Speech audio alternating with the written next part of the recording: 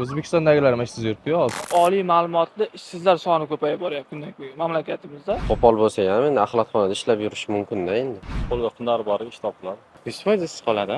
Bizda faqat sabrga sharoit bor. Bo'ldi. Qolishi mumkin agar men o'qimagan bo'lsa. Hozir ko'p o'zbeklar Rossiyada ishlayapti. Agar butunlay O'zbekistonga qaytib kelsa, ular ishsiz qoladimi? Nima deb o'ylaysiz? O'zbekistondagilar mana siz yuribdi-yu hozir.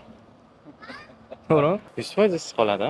Nima deydi? O'qib chiqqanlarni ishi yo'q, hozir ularga ish qayerdan topib berib bo'ladi? Menimcha bu yerda ish topiladi, lekin oila boqib bo'lmaydi bu yerda O'zbekistonning puliga.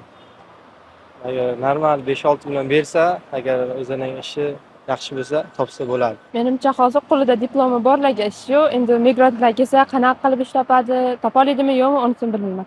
Albatta ishsiz qoladi, chunki hozirgi kunda o'sha oliy ma'lumotlilarga ham ish yetarli emas O'zbekiston hududida. Chunki oliy ma'lumotlilar ko'payib boryapti, oliy ma'lumotli ishsizlar soni ko'payib boryapti kundan kunga mamlakatimizda.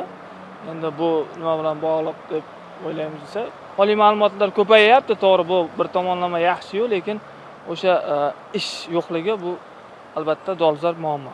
Ishsiz qolishmaydi. Hamma yoqda mehnat bir xil qilinsa, o'shanga yarasha rag'bati ham bo'ladi. Hozir o'zimizda ham imkoniyatlar yetarli. Mana har xil yo'nalishlarda oddiy talabalar ham hozir 6 million 7 milliondan ishlashyapti. Ko'p menimcha qurilishda ishlashadi ular, o'tdagilar. Shuni hisobiga bizda ham qurilish ko'p, unchalik pul topa olishadi deb o'ylamayman. Yo'q, ishsiz qolmaydi. Ishlaymaydigan odamga har doim ish bor. Albatta topiladi. Qolsa kerak, endi bilmadim. Endi bir xillari bu yerda tanishlari yo'q, yaqinlari yo'q, shu Rossiya ishlashga boradi-da. Endi bu yerga kelsa hech kim yordam bermasa, shu ishsiz qolib ketishi ham mumkin-da. Ishsiz qolib ketishi xavfi bor endi. Hozir masalan bir xilla endi qo'pol bo'lsa ham endi axlatxonada ishlab yurish mumkin-da endi. Shu deb o'ylayman. Lekin eplab ketsa o'sha Rossiya yaxshiroq menimcha, hozir bu yerda aholi ko'pligi hisobga olganda. Aqlli, iqtidorli yoshlar hech qachon ishsiz qolmaydi. Faqat o'zida harakat bo'lishi kerak-da. Har bitta odam o'zi harakat qilsa, yashagan yurtida ham, qayerga borsa ham bemalol yasha oladi. O'ziga bog'liq hamma. Menimcha o'zini ona yurtini tepaga ko'tarsa, hamma ishmashda bo'ladi. Mana shu yerda topgan pul shu yerda ham topsa bo'ladi. O'zbek bo'lgandan keyin O'zbekistonda yashasin deyman. Hammasini oyligini zo'r qilib bersin. O'zimiz bilan birga yashasa, oilasida tinchlik totuvlik bo'ladi. Xotin bola chaqasi yonida bo'ladi, ota-onasi yonida bo'ladi. O'shalar ham u yoqqa nimaga boryapti ishga? Shularni baxtli qilish uchun, yaxshi kiyintirish uchun, yaxshi yedirish uchun boryapti. Bizda unga sharoit yo'q. Bizda faqat sabrga sharoit bor. Bo'ldi.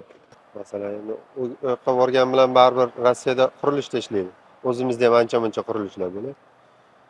Yetadi menimcha o'zimizda. 100% qaytib kelmasa ham mana 60-70% yetib qolsa kerak.